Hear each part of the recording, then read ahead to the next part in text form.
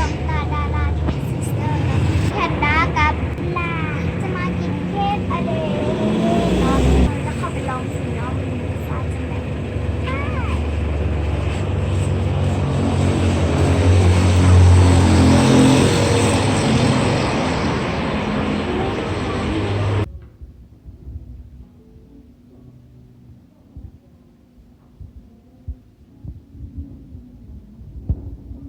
ก็เข้ามานะคะมันส่วนเป็นแบบเนี้ยอันนี้มันจะเป็นเค้กเนาะก็เขาจะให้เลือกว่าเขาจะเอาอย่างเพิ่มใส่อยู่ในนี้แล้วก็อันนี้เขียนหมายไปเนาะซึ่งคุณมาเลือกเอาตัวสตรอเบอรี่คือเกาแต่จริงๆแล้วซอสสตรอเบอรี่จะเปลี่ยนเป็นซอสคาราเมลของฟิลาแมนเอาใส่สตรอเบอรี่ใส่ฝอยทองใส่มัชเมลโล่แล้วก็ซอสคาราเมลเวลาเราเลือกเองเนาะเราบอกเอาตัวที่เป็นเซตเนาะนี่มันก็จะเป็นเซตแบบนี้เลยเนาะมันจะมีทั้งแบบนี้เป็นเค้กเป็นเครื่องดื่มอย่างแบบนี้เป็นแบบถ้วยกับ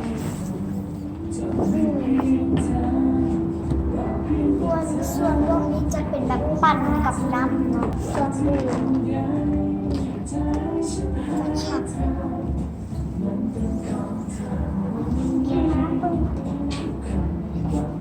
เขาก็จะมาปึ่งเลยเนาะมันจะเป็นหน้าตาจัง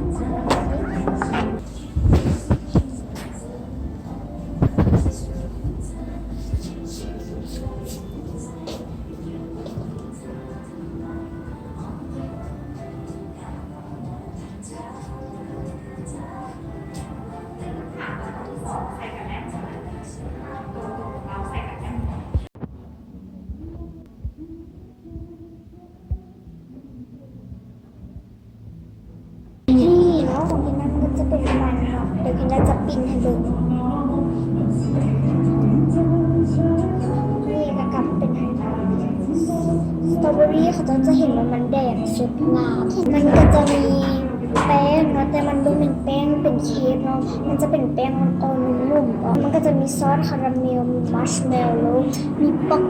กี้มีไอศครีมแล้วก็มีครีมวิปครีมแล้วก็มีสตรอเบอรี่เนาะเรามาลองชิมกันเลยเดี๋ยวเขาก็จะมาทาเบิ้งหน้าตาของฟิลาเนาะหน้าตาเค้กของฟิลาที่เป็นยังไง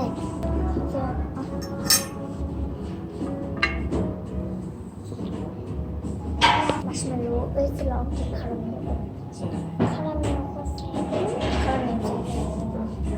คาราเมลโคตรแซ่บเลยมันสูงแบบคาราเมลที่แบบเป็นแบบน้ำนูแซ่บเดี๋ยวจะลองกินมัชเมลโล่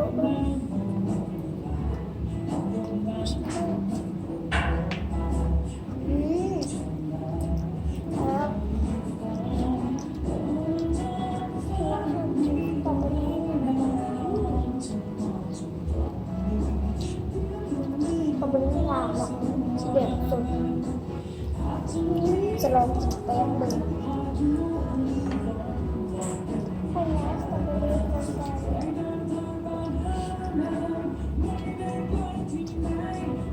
งมันโคตรแน่แป้งผสม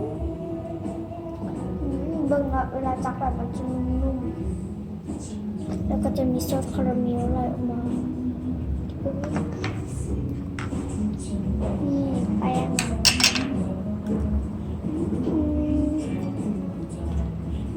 ครับแต่มันจะยุบเล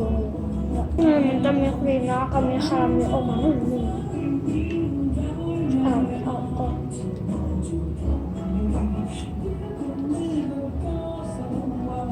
เดี๋ยวจะมาลองชิมสตรอเบอรี่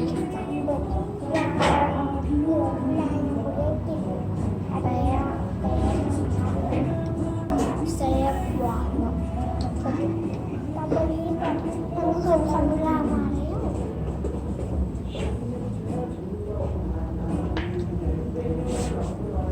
เวลานี่เป็นได้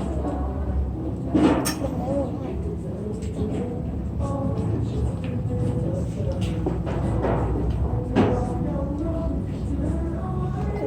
จะน่ากินเนาะอันนี้มันจะเป็นไอติมโอรีโอเป็นครีมเป็นแป้งของแคนด้าเนาะแล้วก็มีสตรอเบอรี่ฝอยทองซอสคาราเมลแล้วก็มัชเมลโล่เลยเนาะเวลามาฝอยทองทุกอย่างเลยเนาะมันจะแพงเนาะ สั้นเป็นจังไดบอกคำผู้ชมไปแซ่บเนาะโอริโอมันก็จะแซ่บรสชาติเป็นไงรสชาติมันจะหวานเนี่ยเนาะมันคือในโลกนี่เนาะโอริโอเป็นนี่เนาะซอยทอดโอริโอฟิลามันก็จะออกหวานหวานแล้วก็มีผู้สึกกินโอริโอคือเขากินแบบว่าไอศครีมโอริโอทั่วไปแต่ว่าอันนี้มันจะได้กินโอริโอเป็นพิเศษหากผู้ใดอยากกินเคฟแบบญี่ปุ่นเนาะแนะนำอาหารเคฟอเดเลยเนาะบ๊ายบายกินนี่ก็ขอลาไปก่อนอย่าลืมแชร์เป็นสำคัญที่สำคัญอย่าลืมกดติดตามให้นะใครอยากแจ้งเตือนใครกินนั้นมีคลิปแล้วมากดกระดิ่งเลยบ๊ายบายขอไปกินก่อน